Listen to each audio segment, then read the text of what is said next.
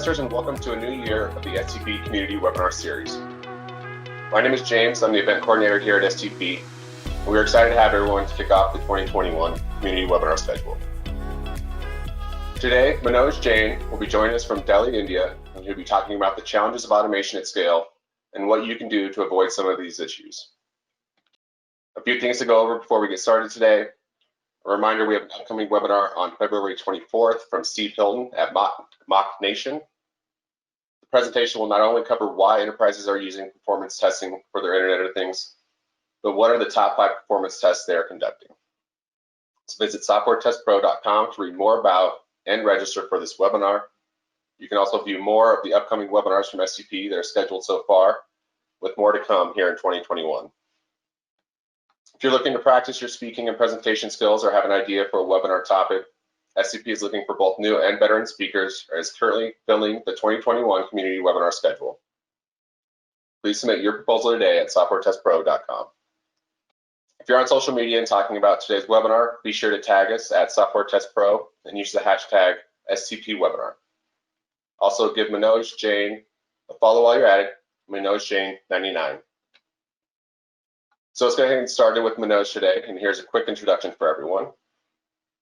Manoj is a technologist by education, tester by passion, cyclist by desire, and currently working as head QA and India engineering operations for Mesoclick.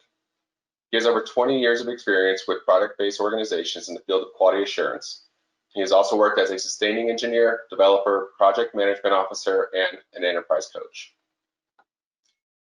And with that, please welcome Manoj. We're excited to have you today. And we'll give you control here. Thank you. Okay, time to go. So good morning, good evening, and good afternoon to everyone. Welcome to the first webinar of this year, and I wish a happy new year to all of you. Today's topic is about challenges of automation at scale.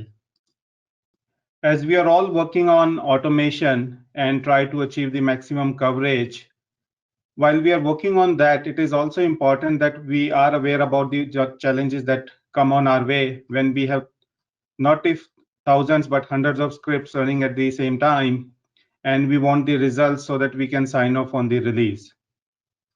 So we thought that this is going to be a great topic as testers and wanted to share some of the tips that work for us and we try to implement in our projects. Just quick introduction about me. I've been working in the field of testing since 1999. And as James shared that I'm working with Mesoclick as head of QA and India engineering operations. I have worked with Oracle, MakeMyTrip, CA Technologies, Nucleus Software, Newgen Software, and NIT at different roles belonging to testing. I'm also a speaker that I speak at various conferences on testing as well as Agile, as well as writing various blogs and articles. Quick introduction about Mesoclick. It's a no-code application development company that has developed a platform which is really useful for the companies in developing the application in really quick time. So that the advantages of having the no-code application development platform is that the business can focus on the application rather than the nitty-gritties of the day-to-day development. If you take a quick poll about is the test automation is important, I'm sure we would all agree that it is an important aspect. Looking at the different angles of the automation, if we go to the next slide, which talks about what is the primary objective of automation. Some of us will say this would be related to the coverage, the others would say about the quality. But the key thing is that it is about meeting the day-to-day changing requirement of the application. So the changes are coming at a very fast pace to us, and we need to cope up with them and ensure that there are no regression introduced in the application due to those changes.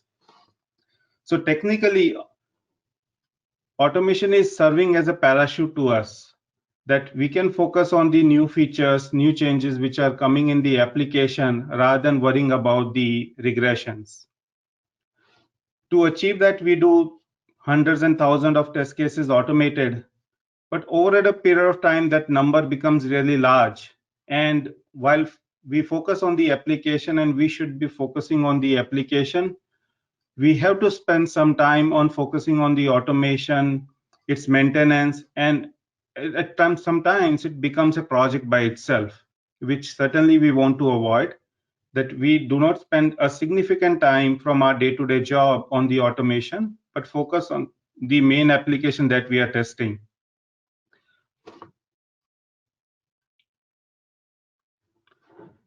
If we talk about what are our targets for automation coverage, different teams we would have targeted different numbers. And as a testers, we all are very passionate about the how many number of test cases we have authored in a given quarter or a half year or a year. But it is also important to know that from an application perspective, why we are targeting for the higher automation coverage.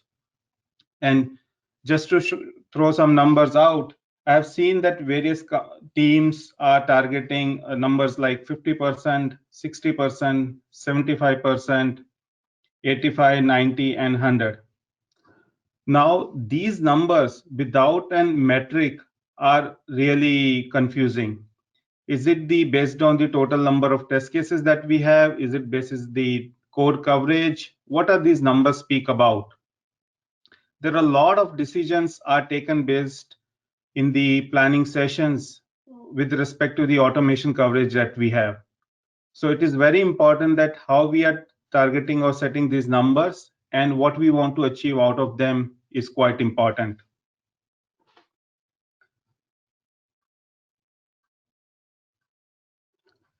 Now, talking about the little ambiguity about the automation coverage. So before we delve into the further about what are the challenges that we face, it is important that we clarify about the automation coverage. As we talked about the various numbers, and here is an analogy that I like to share. So Peter is the CTO of a company and Maria is QA manager. Peter asks Maria, what is our automation coverage? And she suggests that we have 80% automation coverage. Now, I'm sure all of you would agree that this number could be subjective. We have seen that various teams are coming up or arriving at the automation coverage by using two options. The option A is total number of automated test cases divided by the total number of test cases. Help us in finding out the total automated test cases. Option B, the teams discount the non-automatable test cases, that they cannot be automated for various reasons. Certainly in the option B, as the denominator is reducing, the number looks really good, but that does not help the business.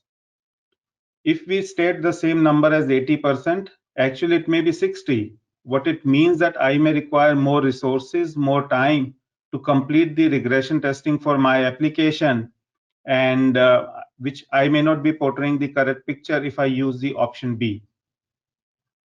So whatever the numbers we are setting, either in the based on the test cases or the code coverage, this number has to be on the number based on the total number of test cases, so that everybody is talking about the same language.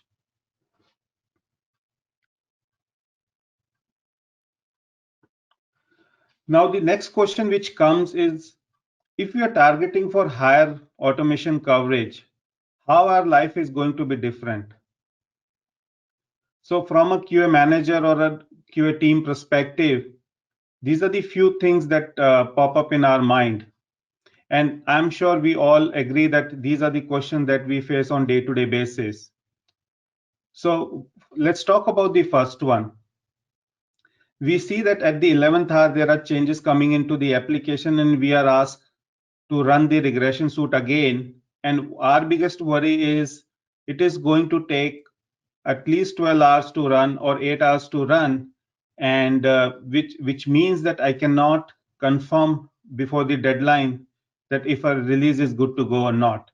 So the time taken by the regression suite to execute is one of the consideration that is always at the back of our mind before we commit to run it and provide the quality indicators about that release or that build. The next thing which is under consideration is failure percentage. If we are going to have the higher failure percentage, we need to go and then triage all those failures before we can confirm if a release is good to go or not. The next one is about the triages, right? Should we hold the release if there are too many failures? Are they low priority failures? How do we go and decide that? And last but not the least is that, are we worried about the test case coverage? Can we just depend on the automated suite and sign off on a release and know that it is covering the entire functionality of the application, or there are some manual tests that we need to run before we can confirm on that? So I'm sure we would all agree that these are the few questions that are front of us when we target for executing the automation suite. And if these are not addressed, whatever the number of test cases that we have automated may not be serving its full purpose.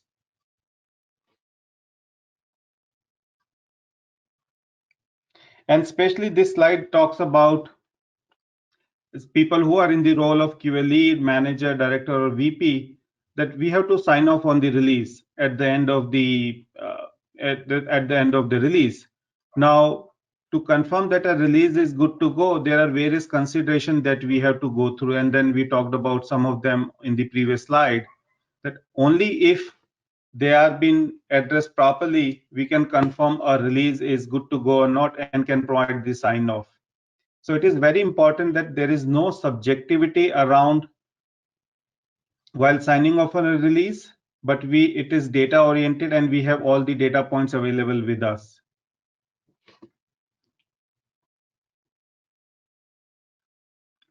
Now let's talk about some of the challenges and how to address them, which is the very purpose of having today's session. So in this slide, we are going to show the top 4 challenges that we faced, or are the ones that when we have the huge set of automated test suite, which means that we have thousands of test cases in the regression suite, and we are running with the every build or every release, and what kind of problems that we may face with that. And if we are aware about those challenges, then we don't need to address them at the end of the day or learn them in the hard way, and we can address them as new test cases are getting automated. So one of the top challenges is the execution duration that we talked about. I have come across various teams which say that their test suite takes about 2 days, 3 days to execute, and due to that they cannot accept the last minute changes which are coming in the release. The next one is about the pass fail rate. If we have the lot of failures in the build, then we have to manually triage them before we can sign off on the release. So it is important that we keep it low so that we don't need to spend significant time at the 11th hour before signing off a release. Next one is the failure triage. There are always ambiguities about who does the triage. Is it the person who authored the script? Is it the person who is on support to do the triage? And can one person do the triage completely based on the he or she has the knowledge about the application or the time available with him or her? And the last but not the least is about the test case coverage. Are we really convinced with that what test case coverage we have attained so that we can sign off on the release without worrying about manually testing the release? So here are the 4 top challenges that we are going to talk in the next subsequent slides, and how we can overcome them on the day-to-day basis, and what guardrails we can implement so that we don't have a cumulative effect at the end of the release and it becomes a project by itself.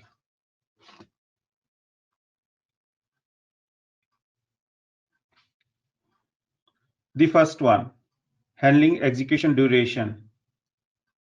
There are a lot of times we use explicit waits. This is to handle if the application is slow or there are some things that are not appearing in time and the explicit waits are being introduced in the application. Certainly, it's a complete no-no. we have to avoid these explicit waits because they would be contributing to the significant execution time that the application suite is taking. And I'm sure you would agree to that there are better ways of handling it, like fluent wait, which Selenium provides, that these explicit waits can be avoided and we can handle the response time of the application. The next one is about the slow applications. At times, the applications are slow, and we introduce these waits to handle them so that our scripts do not fail due to the timeout issues. While it helps us in short run to make sure that our test cases are not failing and not giving us the false positive, but in long run, it poses a lot of challenges to us. So if there is an internal application which we are interacting with and it is slow, we have to do certain things so that their response time is fixed and they work within the reasonable time. So in that cases, we have opened issues for respective application, worked with the respective team to make sure that their performance issues are solved, and we don't need to worry about handling their slowness in our test scripts. The next one is review the performance of the third-party utilities. And certainly it goes without saying that at times there are very less control we have on their performance. And especially it happens in case of the mobile apps. So there are a lot of utilities which gets included in the mobile apps, third-party utilities which are being used by them. And at times they are really slow that they degrades the performance of the not only the app, but our automation script as well. So if there are certain third-party utilities included in the app, then we have to review them, review their performance, and if they are not improving the performance of their utilities, then maybe plan to replace them so that our application does not get impacted. The next one is check for duplicate test. This is very tricky. As we are working in a team model, there are various people working on the test. So as the tester gets to a script which is not automated, the first step is to get it automated as soon as possible. But before we get to the automation, we have to really look at the existing scripts and check if there is an existing script which can serve the purpose. Maybe I can add few more steps, few more assertions, and avoid altogether new test. So it is very important activity that when we plan for certain test cases to be automated, we just don't see their automated status, but we go and then check if there is an existing similar case which is already available. And if not, then only go and pick up for a new test case for automation. This is going to save really good amount of resources because a duplicate test is not going to do any value add to the application, and hence it should be avoided. The next one is parallelize the test execution. That is certainly a good thing that we have to implement. And then whatever tool we are using, we need to parallelize our test so that the results are available in the least possible time.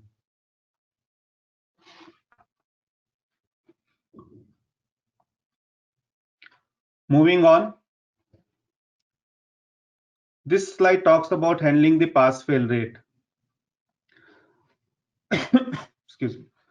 So it is important that we are automating either the web application or the APIs, and we set the certain thresholds for them so that we don't need to face the failure rates at the end. So if we are setting up the APIs at 99.5% and for UI 98%, then we got to ensure that when we are running these tests, we are matching those numbers. This should not be decided at the end, but in the very beginning when we are starting the project. The next one is on the first pass rate. This is an important metric. So let me explain what is the first pass rate and the triage pass rate.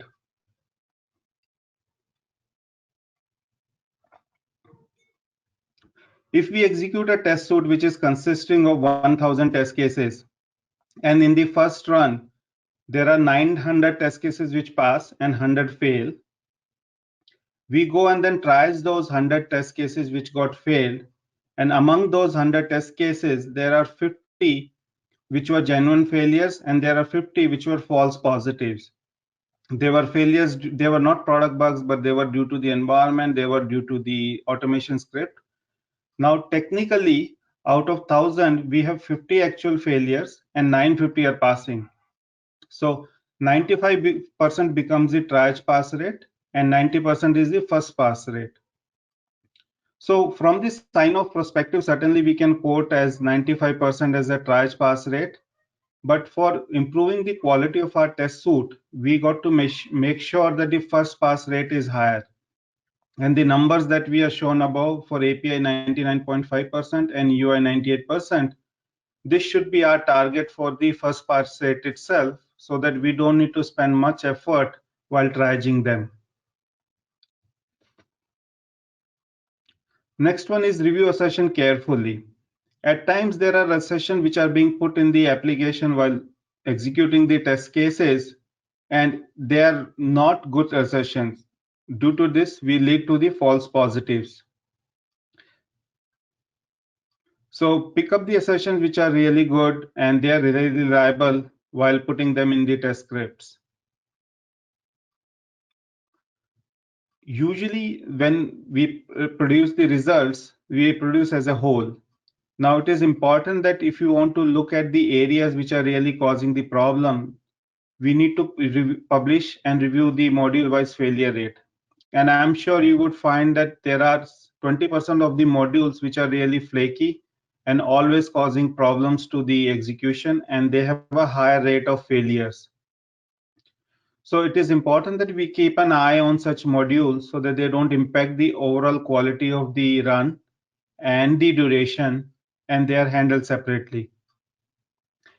In such cases, what we have tried out is that we kept a separate suite, and if their failure rate was more than 25%, we were keeping a special track on them so that we can fix them and then put it back into the main suite. This particular point really helped us in reducing the false positives, because we knew that these are the fragile test scripts and we were handling them separately and they were not part of the main flow. The last point is very important. Usually there are snapshots shown for a test results module wise or the component wise, that what is the pass fail rate. Instead of just showing the snapshot, it is important that we keep a historical trend and then reflect that how the modules are trending, how the overall pass fail run is trending. So we need to have this trend not only at an overall level, but at a module level and a component level, so that we can identify if certain components are causing the problem. Maybe they are genuine problems because there were certain changes introduced, but at least we would have a database reason why there were failures in a particular release.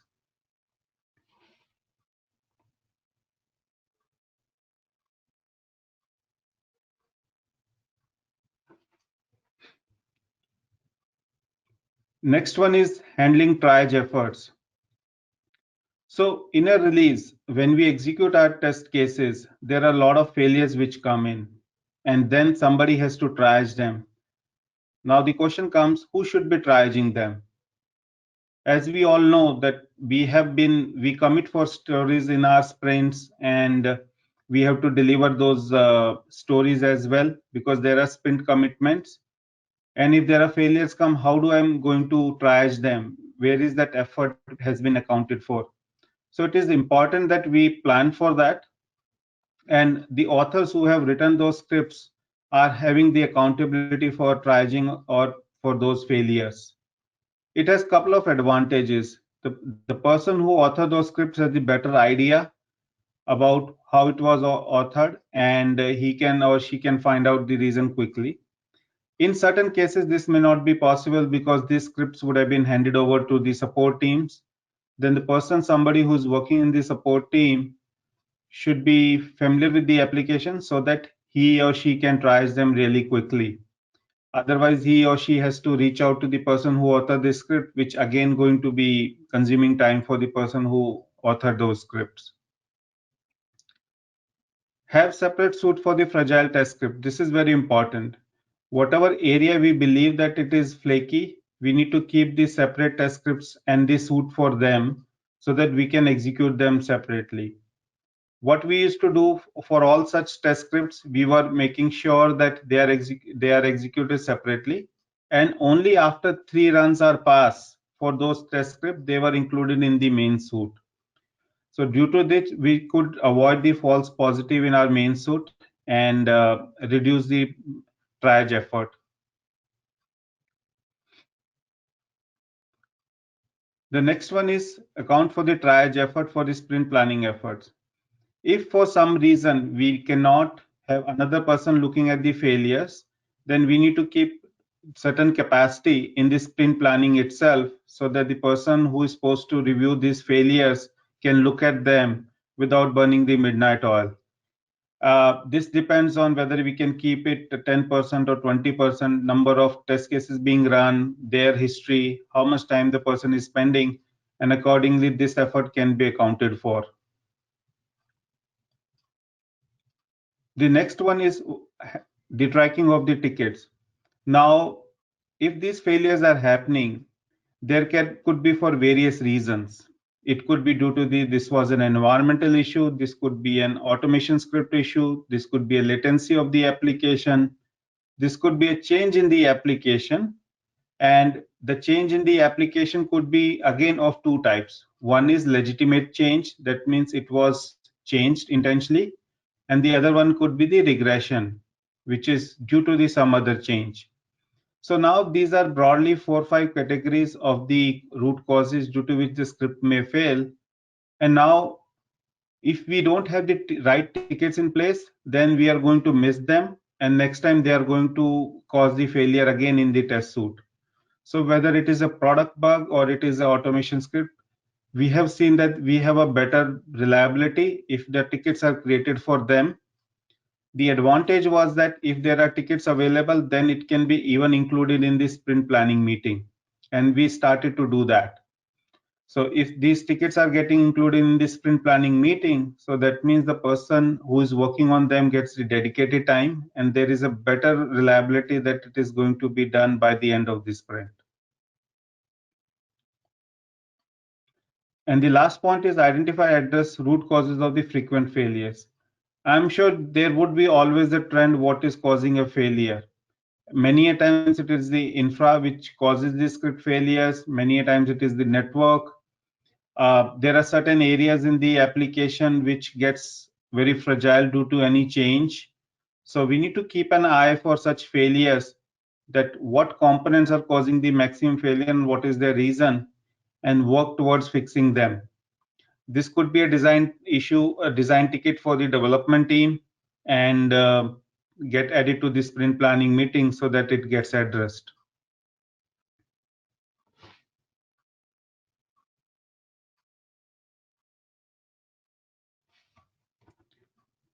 The fourth one and the last one in this series is the handling test code coverage. I'm sure many of us are already using test coverage tools which are available in the market or based on the language that we are using for our application development. I have found them test case coverage tools are really a good pathfinder for us. They show us act as a lighthouse for us, and the areas where we are not well covered, they provide us to surface them so that we can work on them. So we use tools like Jacoco, which stands for Java code coverage. This is for obviously for the Java based applications. Instrumented the code coverage tool with our application so that we know that what are the classes, blocks, method, and line is getting covered by our automation suite. One thing that we need to keep an eye on such tools is that there are certain packages which can be excluded. And if we exclude those packages, it is going to show the number in a good way, which means that if the denominator is going away, that you are going to show a better code coverage. So if we are going to exclude some packages. Make sure that all are aware about that, and not to just to window address the number which is appearing from the code coverage tool. The other thing which helps us is the auto trigger the regression suite with every new build. There are certain teams which are following whether to execute the regression suite every week or every month, not with every build. While it has its own pros and cons, the cadence of looking at the failures gets really low. The number of failures that come with such a changes are very high, because then you have 1 week or a fortnight when this regression suite was not executed, and we have certain changes which will cause their failures. So it is important that if we are using the CI/CD, as soon as the new build is there, it is deployed on a particular machine, we auto trigger the regression suite as well, so that we have the results immediately available for that. The next one is plot the line charts for test case automated versus the code coverage. This is really an important point. So if you visualize, if we put the test case automated versus the code coverage as 2 units, and as we are automating the number of test cases, the code coverage should also go up. If we have these two lines plotted on a line graph, and if they are not growing in the similar way, then there is some issue. Usually what we have seen is that with the number of, even though the number of test cases are increasing, but the code coverage line would be flat after a certain time. So what it means, the number of the new test cases which are getting added to the test suite are not covering new lines of code, which means that we need to revisit those test cases and maybe not to have them in the suite, and try the areas for which there is no coverages in the suite. And the last one is the check inclusion of the production issues in the automated suite. So what we started doing was that whenever there is a production issue, that means there are some tests which got missed out. So we look at those production issues, make sure that they are included in the automation suite, so that they are not reproducible in the next run, and they are well covered in our automation suite.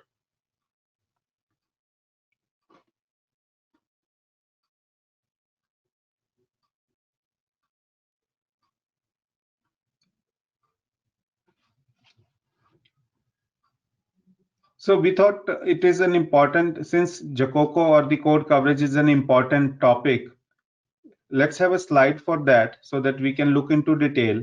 And I think this is maybe one of the key takeaway from this presentation that we can implement right away.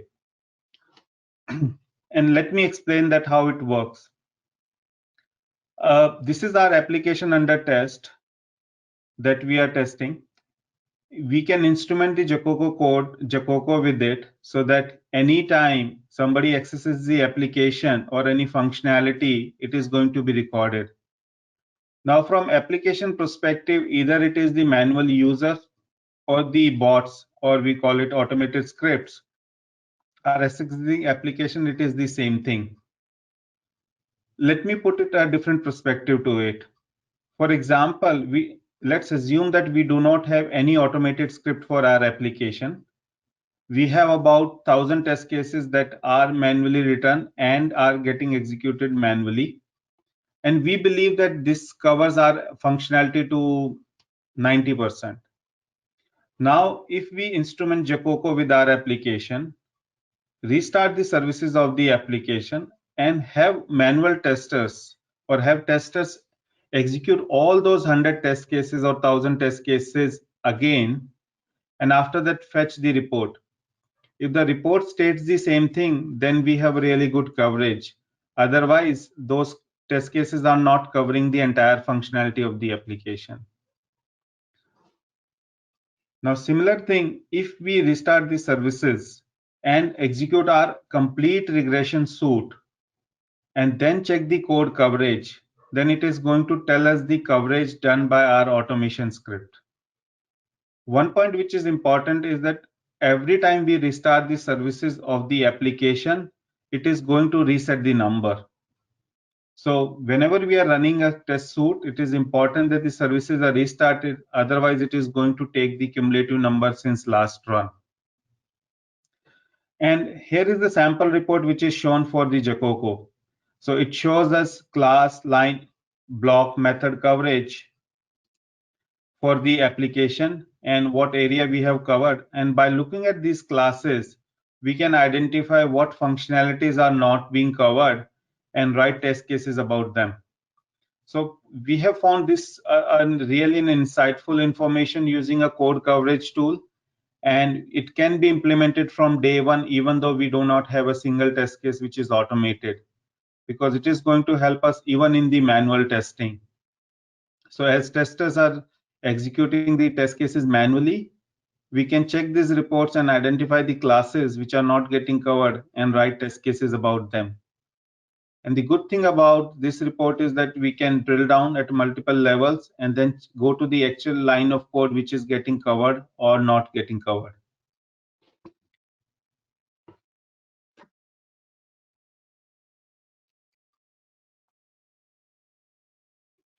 So here comes to the next slide. So I'm sure many of us are already following this. And shall we consider that these are profound observations? Maybe, may not be. But we all know in the daily hustle bustles of our professional life, there are sometimes we even know that these are the good things to implement. We are not able to implement them.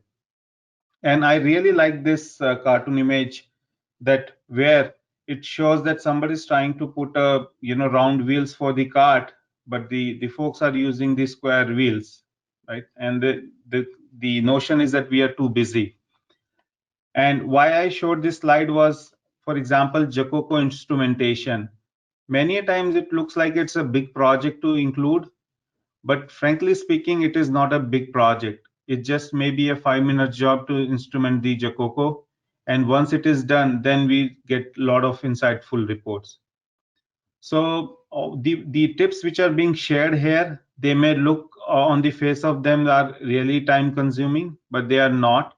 It just we have to take a baby step towards them. Okay, that brings to our last slide for this session. James, if we have any questions that have come up, I'm happy to take them.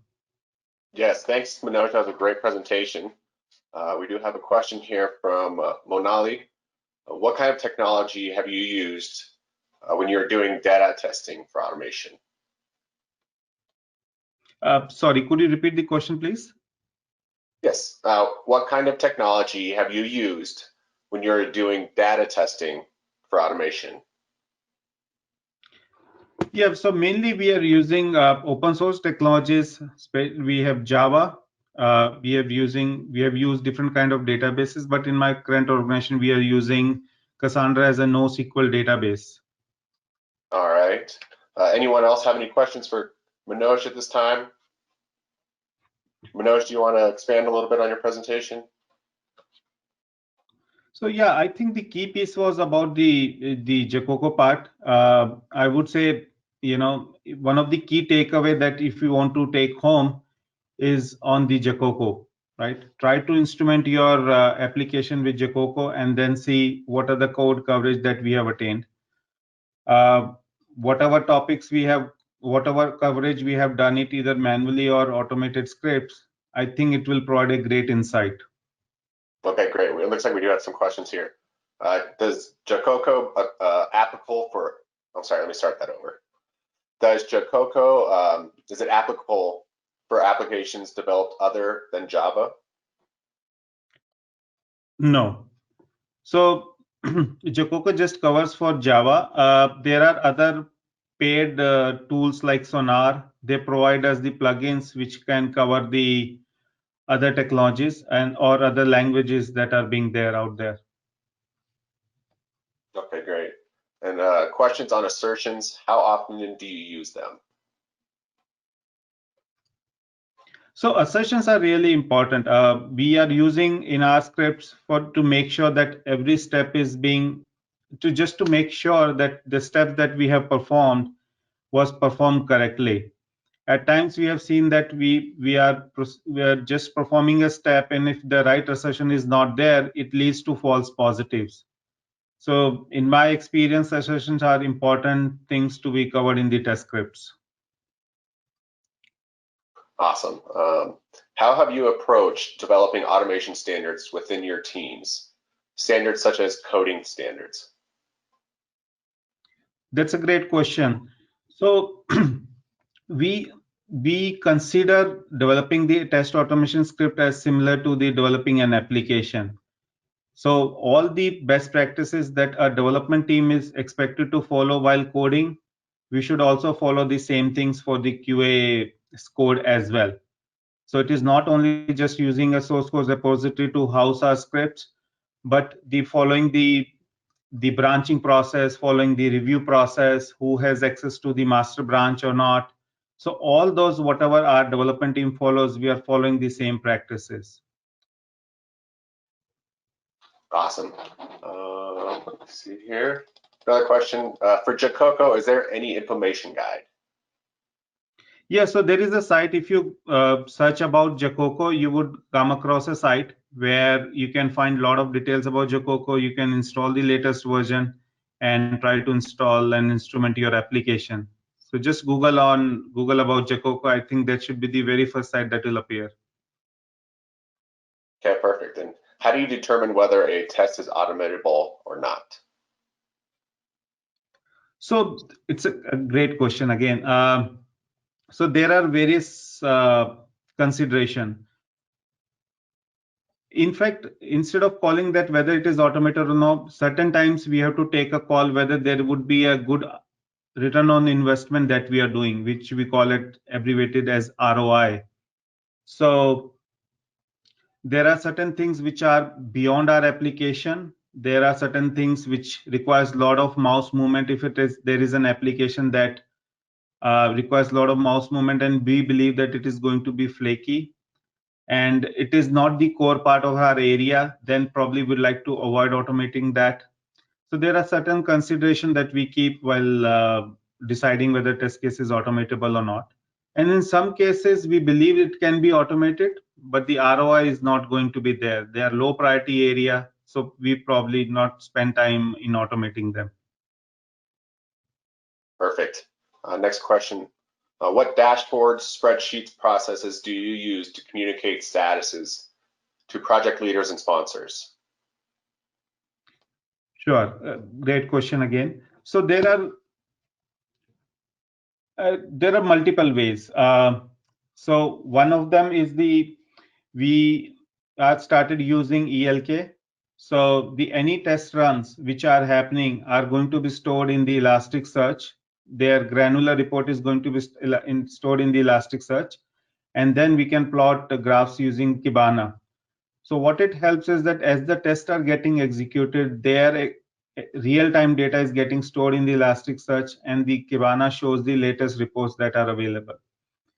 There are various other reporting tools which are available, like Allure is one of them. But then you will get to know the result only after it gets completed, and you have to consolidate for the multiple projects. But if you have something which is online, I would highly recommend exploring for the ELK as a great tool for dashboarding and communicating with the teams. Okay, great, perfect. When you restart application under test to reset Jacoco statistics, doesn't it affect other tests, example, downtime? Do you isolate dev environment somehow? Yeah, so it has to be in planned way. If we are restarting the services of the application, then we have to communicate that we are doing it so that other tests which are running in or somebody using the application does not get impacted. Whether it is a dev server or a QA server or UX server, it has to be planned whenever we are trying to bounce the services. Got it. Next question. What are some guidelines you follow to parallelize your automated test? Sure. So in this case specifically, what we ensure that the test cases do not have dependency on each other. That's one of the key consideration. So whatever test cases we are automating, they have to be atomic. when the test cases are running in a serial fashion, we may assume that a previous test case would have done certain thing that the next test case can consume. But when we go for parallel test case execution, we can't assume that. So in such cases, we have to ensure that this test case, if it requires some test data or certain set test state, then this test script has to create that, consume that, and then bring it to the original state. So that's one of the key things that we keep in mind while parallelizing the test cases. Okay, perfect. This one's a little long, but in our experience, UI automation is never able to reach 98% that you had, but 99.5% seems more feasible. Do you find your teams can consistently reach 98% and 99.5%? Okay, so just to clarify, that was not the coverage of the application for UI for 98%. What I meant was the pass percentage that we should target. So let me explain this way. If for our application, we believe that these are 100 test cases which are covering the important UI of the application, and if I am executing these 100 test cases over and over again, how many of these test cases should pass every time? So the point was that 98 of them should pass every time, and we can have threshold of 2 or 3 failures. Usually we would all agree that UI have a higher failure percentage. Sometimes it dips down to even to 80%, 90%, and then we have to go and triage it. So if we set that benchmark that whatever number of UI test cases we have automated, 98% of them should pass in the first run. That's for UI. Next one was for the API. So the target is 99.5%. That whatever API we have automated, 99.5% of them should pass every time. So what it means, whatever build, whatever release, if we are executing our test suite, and if the pass percentage go below any of these threshold, then it is considered as a blocker. It is considered as something that we should look into this, bring back these numbers so that we meet our thresholds. Great. Next question. Do you automate regression tests or tests around new requirements? Could you repeat, James, please? Yes. Do you automate regression tests or tests around new requirements? Actually, both. So if we have the regression test set suite available, then any new feature which is coming on our way, we automate that as well, and that becomes the part of the regression suite. So it is like a continuous process that any new requirement coming in should go to the regression suite, so that next time when we are working on a new requirement, we don't need to worry about working of the previous feature. Okay. Let's say there is dev end, test end, and production. At what point do you start automating when it's in test or in dev? Great question. I'm sure this would be coming for somebody who's working on sprint model and facing this issue, when should we automate it? So again, I would further drill down on this. So even though the code is on the test, what I've seen that, and I'm assuming this is for an UI application, that's where we get most of the issues. What we have seen in my experience is that even the code is in test, in one sprint it is better to manually test it, and in the following sprint automate it. If we try to manually test as well as automate in the same sprint, yes, certainly it is a good goal to keep, but it is very ambitious. That I'm not able to focus as a tester neither on the functional testing of an functionality as well as automation.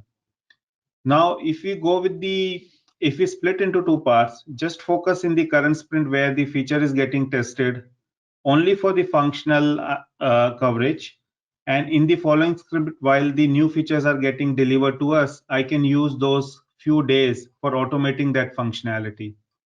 So what it means, I'm just lagging by certain features, and while the project gets complete, I would need additionally 3-4 days to complete those features which would have been delivered in the last sprint. So my vote in such case, for especially for UI, would be not even to test in the or automate in the same sprint, but try to split it, do in the following sprint. Okay. And before we have a few more questions, but if you could put your slide up that has the questions and all your information just for everyone to have. Sure. Come again, James? Yeah, just put up your slide with your information on there, just so everyone can see it. Okay, got it. But next question, automate everything or not, what do you do with tests which is not automatable, but is still important for regression?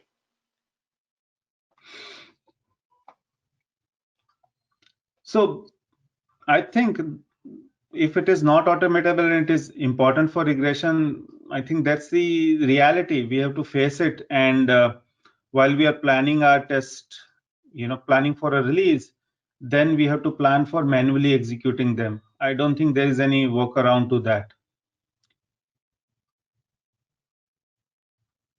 Okay. Next question, how do you deal or answer the question, how did QA miss the bug? Interesting question. I think every QA engineer faces that, So it's a tricky question. I know on the ground that many of us face that question, but if there is a miss, then I think it is not a miss just by the QA team, it is missed by the entire team, right? I know it may look a little philosophical, but if we start seeing from that perspective, then QA will not only be considered as the quality guardian or the person who is holding the quality baton, right? So having said that, if we know that how QA has missed this question, then we have to really go and then look at the issue and where it could have been prevented. So whenever we do the root cause analysis, there is another term which comes into picture, which is called the preventive cause analysis. So let's take an example. If there is an issue which has happened and we could identify that what was the root cause, this is good, but how do I prevent such issues happening in future? So we have to do a preventive cause analysis. Could we have reported or avoided this bug or prevented this in the design phase, in the coding phase, in the testing phase, in the UAT phase, or maybe something in the production monitoring? So if we know that where this could have been prevented, we can strengthen the guardrail on that phase so that it never comes again. So that's what we have done it.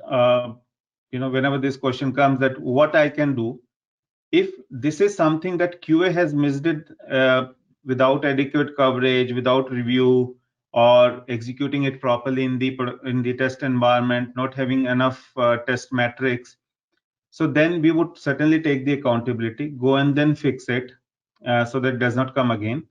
If it is related to some other phase that somebody else should work with, then open a ticket, talk to them, and then see this issue has come. And if we strengthen the guardrail on your front, then we can avoid this in future. Awesome, great answer. Next one, do you have some videos of tools set up and process flows which can be demonstrated visually, like ELK setup for reporting? Unfortunately, not now. But if somebody has it, I think if they can drop me a note, my email ID is there, then I can try to provide something offline. Perfect. And another one, do you have a documented gating process that can be referenced in general? Yes, again, like if somebody has a specific query about that, we can share that. This would be little specific to a company, but I can certainly help the individual in coming up with the gating process that they can follow. Awesome. So yeah, go ahead and reach out to Manoj, and we'll end on this one. It's a bit a long one. With coming close to 1,000 tests running every build, oops, sorry, I lost it there. course, we get a bunch of questions coming in at the same time. I'll send all these extra questions that you're getting. I'll go ahead and forward them to you after this. So then you can reach out. And again, if you want to reach out to Manoj, make sure to take down his information there on the page. But here's the last question we'll take for the day. With coming close to 1,000 tests running every build, our automation run is almost never green. Our engineering team is very used to seeing red, and intermittent issues are a big problem in that it is so often out of our control. How do we restore faith back in our automation suite? James, you need to repeat it for me. I lost it somewhere. Okay. With coming close to 1,000 tests running every build, our automation run is almost never green. Our engineering team is very used to seeing red, and intermittent issues are a big problem, and that is so often out of our control. How do we restore faith back in our automation suite? Great question, and I have been into that situation. So it is something like eating an elephant, right? So if we have such a large suite, we need to divide into various modules. And I'm sure there would be within the engineering team, there would be different sub teams handling different components.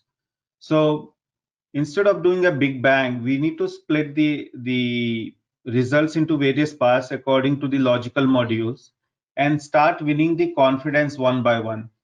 For example, if there are 10 teams which are part of it and we have automated the test suite, group our test suite according to the stakeholders. Right, for all practical matter, if there is an issue comes, it is not that the entire development team is going to work on that or engineering team is going to work on that.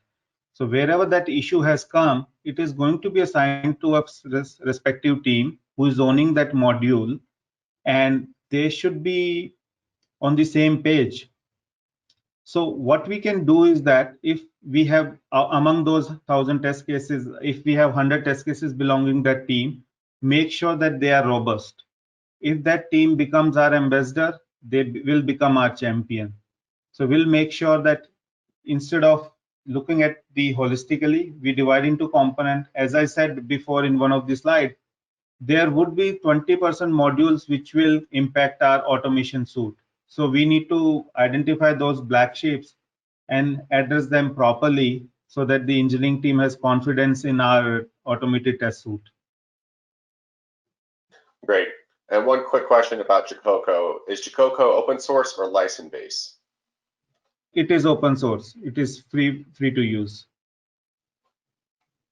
Perfect. And then let's see. Do you want to maybe share when we're done here, go ahead and share the slides with me. And I'll make sure to get these posted with your recording. Looks like we have some requests for your slides. Absolutely. I'll share you, Jason. Okay, perfect. Awesome. Thank you so much, Manoj. That was a great presentation today. We hope to see you soon and hopefully in person next time. Sure. It was a pleasure. Thank you, everyone. All right. With that, everyone.